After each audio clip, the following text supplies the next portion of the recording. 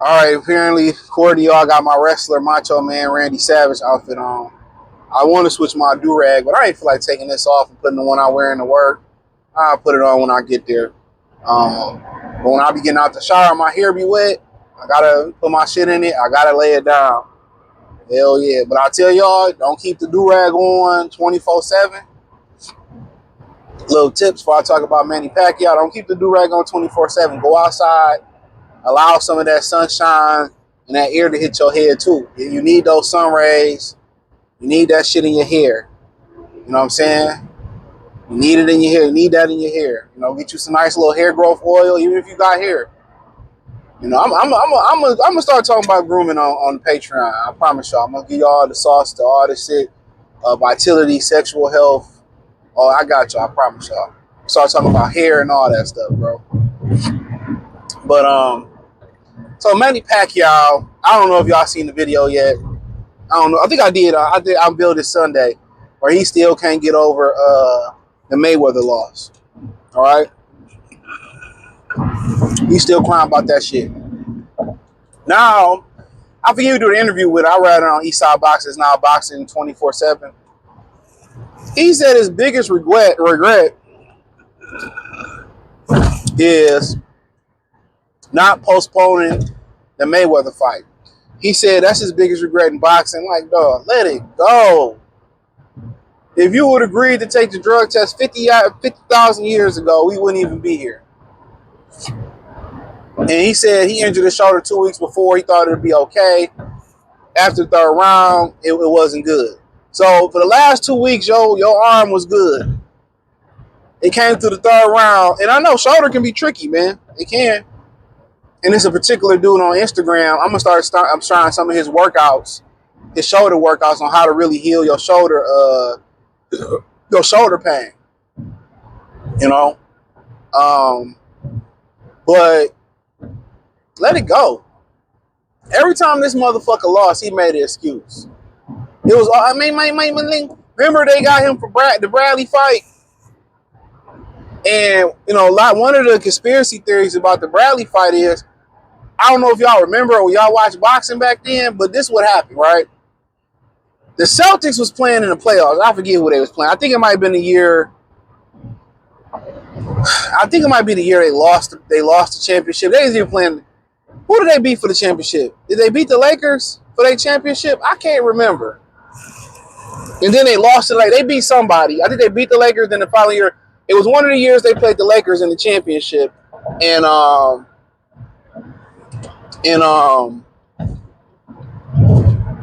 Pacquiao wanted to finish watching the game, so he held up the whole event to watch the NBA Finals game. So a lot of people believe that the judges and the commission made him pay by taking the Bradley fight for him for holding up the whole situation. You know? And if you watch the movie Casino, it kind of explains how Vegas works. It's a scam. You know, the wise guys control Vegas. Watch Casino. Casino is it's on HBO Max. Casino is a very, very interesting movie on so many levels. You know, niggas got whole problems. Nigga tried to cuff a hustler hoe. It's like, oh man. I would say out of the movies that, like, and Joe Pesci is a Hall of Fame actor. I don't care what nobody say. Joe Pesci is one of my favorite actors to play something like Home Alone, Casino, Goodfellas. Joe Pesci is diamond in the hood. Joe Pesci is one of my favorite actors. Joe Pesci, Denzel Washington. I love Chadwick Boseman. Rest in power to him. Michael B. Jordan is knocking on that door. Shit, Robert De Niro. Oh shit, who was the other guy? Al Pacino. The Heat too. The Heat is another good one. The Heat and Casino. I mean, I pretty much feel like we all seen Goodfellas, right? But The Heat, Casino, Goodfellas, Bronx Tale, great movies, right? The Heat too, man. Al Pacino, Robert. But yeah. So they feel like they made him pay for that, but you know, he needs to get over it, bro. Every time he lost, he had the excuse, bro. My leg, my shoulder, my leg were cramping. Practice then right my hand. He was like, man. Yeah, every time Pacquiao had a hiccup or loss, and then you got to understand, it's a lot of controversy that swirls around Manny Pacquiao.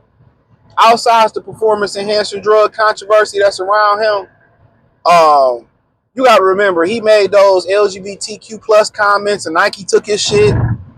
You know what I'm saying? You got to remember too, the Joshua Clottey, he fought him and ran back over to Africa and said they paid him to take, or he took a dive versus Pacquiao. I assume the motherfucker got paid. He said he took a dive versus Pacquiao. You know what I'm saying? That was kind of a little internet thing for a while, and a lot of people went back and they did a deep analysis into the fight, and he was hurting Pacquiao. He was pulling punches and shit of that nature. That video interview still on the internet. That's still on the internet. You know what I'm saying? I remember that fight. So he basically said that, you know, so it's a lot of controversy with Pacquiao's always, he had a cramp, oh, my shoulder. He was always making excuses for why he lost. He's a sore fucking loser. You know, and I seen Greg Hackett make a comment about Devin Haney, and he talked about how, you know, everybody don't have a heart that Devin Haney, I'm paraphrasing, to get in a guy that came in overweight. Fighters know how critical that is too. The weight is critical. They understand how critical it is. And that was 4 pounds, almost 5 for Edwin De Los Santos. Yeah, I get it. And Edwin De Los Santos ain't get paid. So yeah, everybody ain't like cut like that, bro. If you lose 5 pounds a week, I think that's double over what they suggest you should lose. That's considered rapid weight loss. I think they consider like 2 pounds a week is cool. So you more than doubling that. So you lose 5 pounds a week for a month, that's 20 pounds. You do that for 2 months, that's 40 pounds. You do that for 3 months, that's 60 pounds. That's a rapid weight loss. So when Manny is like, just let it lie, I get it, bro. You went into the Hall of Fame, you're reflecting on your career. You know what I'm saying? It is what it is. You lost the fight. You didn't call the fight off. You didn't postpone the fight. And it was hard to postpone the particular fight because y'all had put it off for several years. I was in high school, they was talking about that fight. No cap. We was in college debating about that fight. You know? And think about that fight doing well was, and I'm going to talk about this in my next video I cut about Crawford and Canelo. That fight doing well ultimately was a detriment to the sport of boxing. It laid the blueprint. Let's just marinate it, get old, and then fight and cash out. Let's nickel and dime this and cash out. And everybody started following that blueprint. You got to remember, the promotion for Pacquiao and Mayweather wasn't shit. I think they did 1 press conference in LA, maybe 2. The promotion was not. The promotion was them marinated for 5-6 years, and then it was a dud. Now, had they marinated for 5-6 years, and it was Hagler Hearns or it was Leonard Hearn, nigga, you know, it would have been different. But it was a dud. And believe it or not, boxing hasn't recovered since. And there's other factors in there, like the digitally, and then how we watch TV has changed. Being able to stream. The first fight I streamed was Mosley and Mayweather. That's when I had my PC hooked up to my plasma. But before that, I used to buy the fights. And even fights after that I bought. You know? So when we start having these conversations, like Pacquiao need to get over it. It's okay because there's things that he can hang his hat on. He gave black fighters a chance when Mayweather didn't. He fought Keith Thurman. He fought Adrian Broner, 2 guys that Floyd would have never fought.